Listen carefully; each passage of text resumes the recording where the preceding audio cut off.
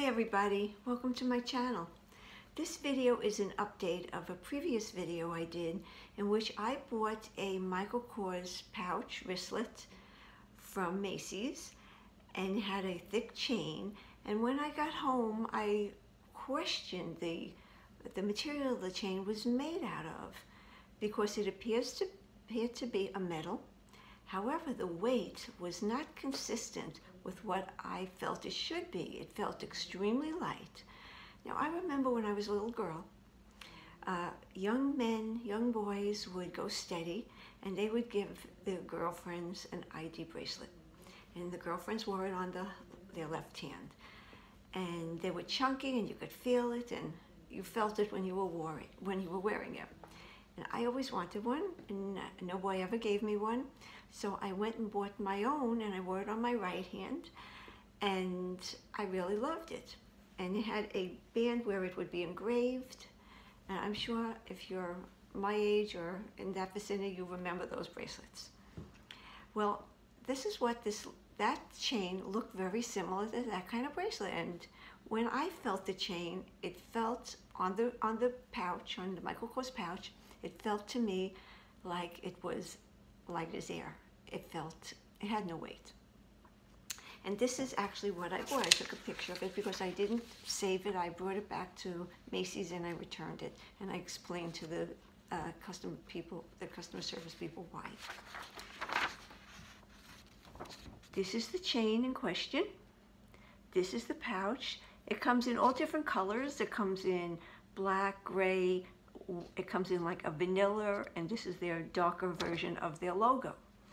And Macy's had it on sale for $58, and it normally sold for $98, and I always looked at it and always liked it. But when I got home, I was disappointed in the chain, so I wanted to know, what is this material made out of? So I contacted a supervisor at Michael Kors who had an extremely thick French accent, and I have a thick Brooklyn accent, so neither of us understood each other. She was supposed to get back to me but never called me. So I contacted a second supervisor who told me she would call me back, and she did call me back in a couple of days to tell me she was working on it. And then I never heard from her again. Then the other day I contacted a third supervisor, and as I am speaking with him, the second supervisor, whose name is Clarice, came into the conversation, and she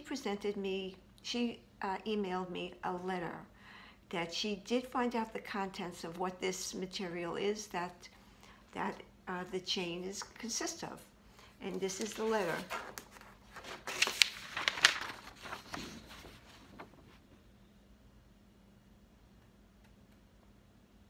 I redacted my last name. I'll read it for you to you. Hello, Mrs. Berghand. Thank you for contacting Michael Kors.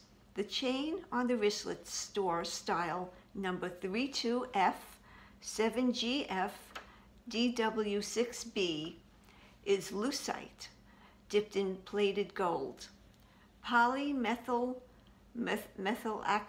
acrylate, or better known as PMMA, also known as acrylic or acrylic glass, as well as by the trade names plexiglass, acrylite, lucite, and perspex, among several others, is a transparent thermoplastic often used in sheet form as a lightweight or shatter-resistant alternative to glass.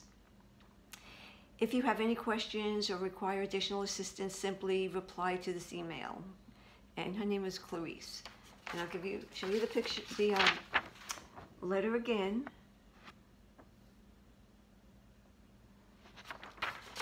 So she confirmed that it is not a metal.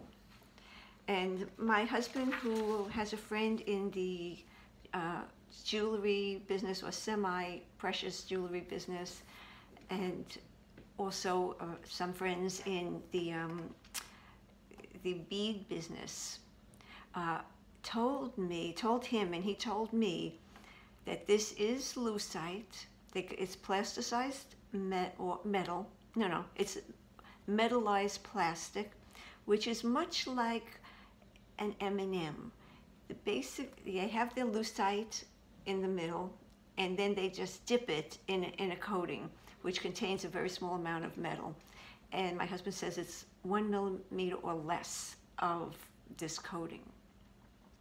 So if you want to buy something like that, find this, but at least it should be presented as what it is. Now, I have no problem with buying something like that. In fact, I have a Coach Dinky, which is a Dinky chain strap, which is on the way to me, and I can't see how that is actually going to be metal, because if it was brass, it would be very heavy. It might be metal, I don't know, but if it isn't metal, that's okay with me for my purpose. But just so that I know, and that it's not presented as anything other than what it is. So I have been doing a little research, and I came across a awesome YouTube channel, and this is it. His name is Marcelino New York Leather Briefcases, and I just lost it. Wonderful. Okay, here it is.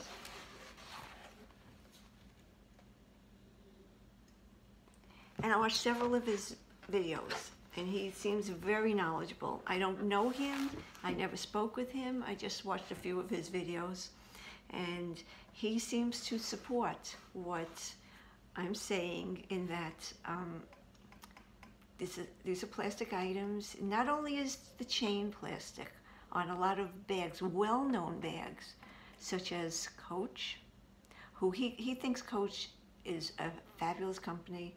He thinks it's a quality company, and he likes this company a lot.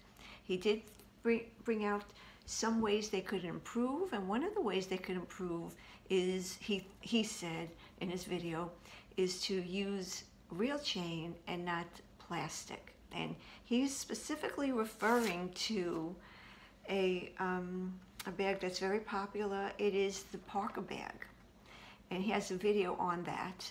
And he also has a video on where he reviews Louis Vuitton, and not with plastic though, with the quality of their bags.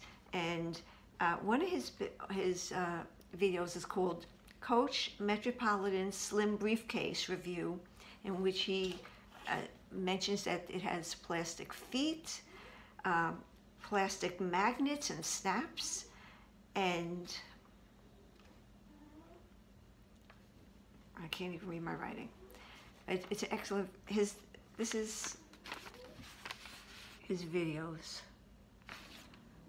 Coach Metropolitan Slim Briefcase Review, and his channel is by Master Leather Craftsman at Joseph Marcelino. And he refers to the Parker as a plastic chain, and he says that, it's such an excellent bag that Coach could spend a couple dollars more and put in a brass chain, or some kind of actual chain, or the person who buys it could actually do that as well. And he feels that Coach's products are great, and they should just put in real stuff, not plastic stuff.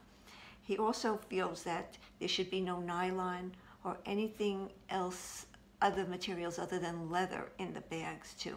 And another thing he talks about that I found interesting is tumbling. Now, some companies, some handbag companies, say that they tumble with vegetable dyes and stuff. They tumble their leather, and he says that tumbling is trickery. He says there are certain parts of the hide that should be used when you're making a good quality handbag, and certain parts that shouldn't. And when it's tumbled, it breaks down the fibers, and you could actually see the stretch marks on the animal's hide. Now, I remember buying a Dooney & Bourke, I don't remember the name of the bag. It was a Florentine bag, and I said on video, speaking to everybody here, oh, it has striations, and I thought it was a default, and people told me, no, that's part of the hide. But according to this man, who is Joseph Marcelino, that's a part of the hide you really shouldn't use for bags. So if you want to buy those bags, that's fine. It's just so that you are aware of what it is. You know, knowledge is key, and knowledge is everything, really. So I highly, he says that when it's tumbled, imperfections in the belly and the stretch marks become visible. And he doesn't use the belly or any other parts. He uses the animal's butt leather, and he feels that is the best for making. He makes briefcases, but it's the best for making leather products in general. So I just wanted to share that with you guys. The original thoughts on that handle, and a lot of people wanted to know the results. It is plastic, but it looks pretty, and Macy's was selling it for $58, and I think that's a good buy, and it's a really nice product. I think it's beautiful. I returned it, but I returned it, but that doesn't mean it wasn't good.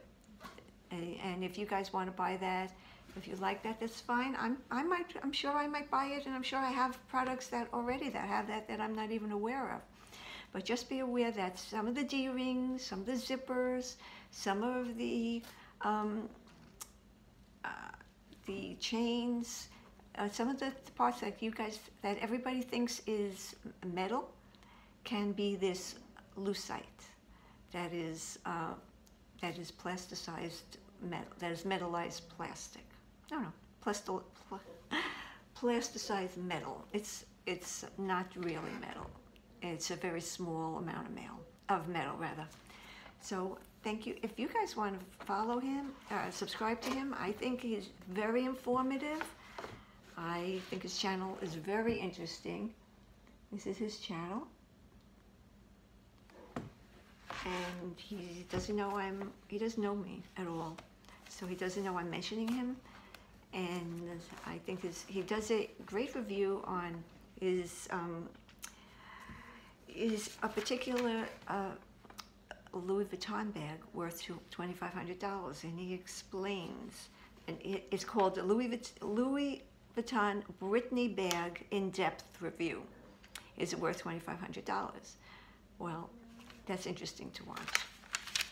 Well, thank you everybody for joining me, and I hope you have a great day, and I love you guys, and I'll see you in the next video. Have a great day, everyone. Love you. Bye-bye.